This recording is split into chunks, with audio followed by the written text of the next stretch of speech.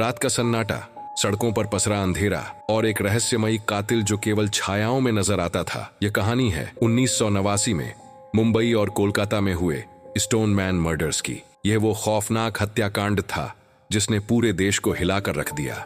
इस मामले का सबसे रहस्यमयी पहलू यह था कि पुलिस आज तक यह नहीं जान पाई कि यह हत्याएं किसने की और क्यों की। क्या वह एक मनोरोगी था या फिर यह कोई गहरे षड्यंत्र का हिस्सा था? यह जानने के लिए इस वीडियो में बने रहे और मेरे चैनल को सब्सक्राइब कर दें। साल 1989 मुंबई गर्मियों की एक रात थी। मुंबई के फुटपाथों पर सोए मजदूरों और भिखारियों के लिए यह बस आखिरी रात थी, लेकिन किसी को नहीं पता था कि उस रात मौत उनके सिर पर मंडरा रही थी। दक्षिण मुंबई के सैंडहर्स्ट रोड के पास फुटपाथ पर सो रहे एक बुजुर्ग व्यक्ति के सिर पर किसी भारी चीज से वार किया गया। अगली सुबह लोग तब सकते में आ गए जब उन्होंने उस व्यक्ति की लहूलुहान लाश देखी। देखते देखते लोगों का भीड़ जमा हो गई। कुछ देर बाद पुलिस भी आ गई।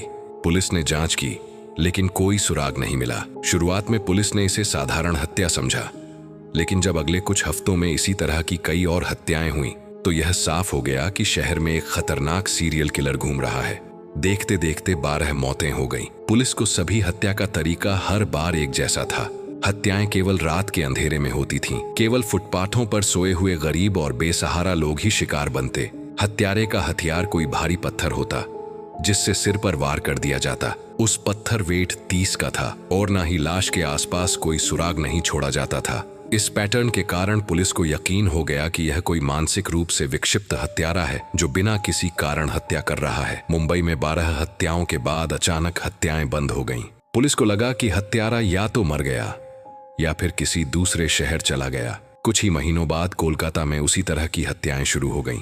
1989 की बरसात में कोलकाता के फुटपाथों पर भी मजदूरों और भिखारियों की लाशें मिलनी शुरू हो गईं।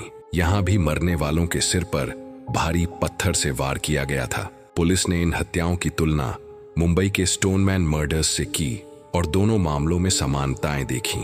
अब सवाल यह था, क्या यह वही हत्यारा था जो मुंबई से कोलकाता चला गया था या फिर कोई उसका नकलची बन गया था?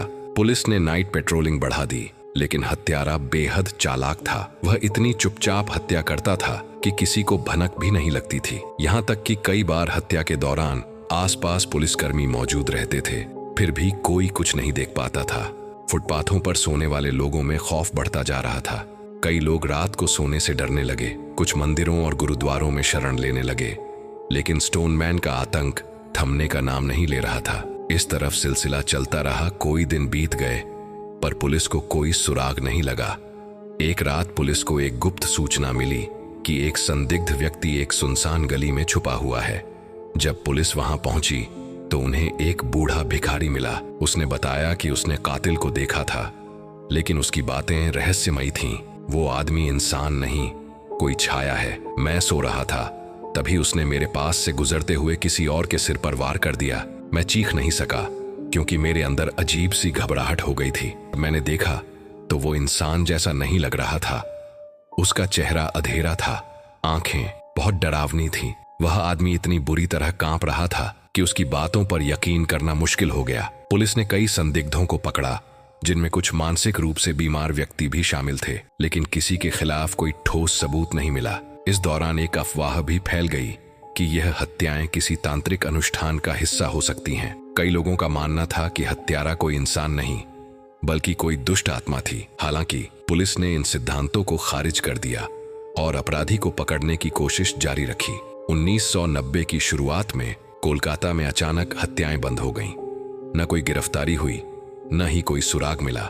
आज भी स्टोनमैन की पहचान एक रहस्य बनी हुई है। स्टोनमैन को 6 महीने में 13 हत्याओं के लिए दोषी ठहराया गया था, लेकिन यह कभी स्थापित नहीं किया गया था कि अपराध एक व्यक्ति या व्यक्तियों के समूह द्वारा किए गए थे। कलकत्ता पुलिस यह भी पता लगाने में विफल रही कि क्या कोई अपराध नकल हत्या के रूप में किया गया था।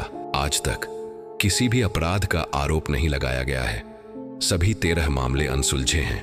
आज भी ये कहानी रहस्य बनाकर रह गई है। पुलिस आज भी ये बात से निकल नहीं पाई है कि क्या वह एक ही व्यक्ति था जो मुंबई से कोलकाता गया था, या फिर यह 2 अलग अलग सीरियल किलर्स का काम था। क्या वह कभी गिरफ्तार हुआ लेकिन सबूतों के अभाव में छोड़ दिया गया? या फिर किसी अज्ञात कारण से उसने हत्याएं बंद कर दी? यह सवाल आज भी अनसुलझे हैं। लोगों का मानना था कि यह कोई मानसिक रूप से बीमार व्यक्ति था जिसे गरीब लोगों को मारने में संतुष्टि मिलती थी। कोई पुलिस अधिकारी।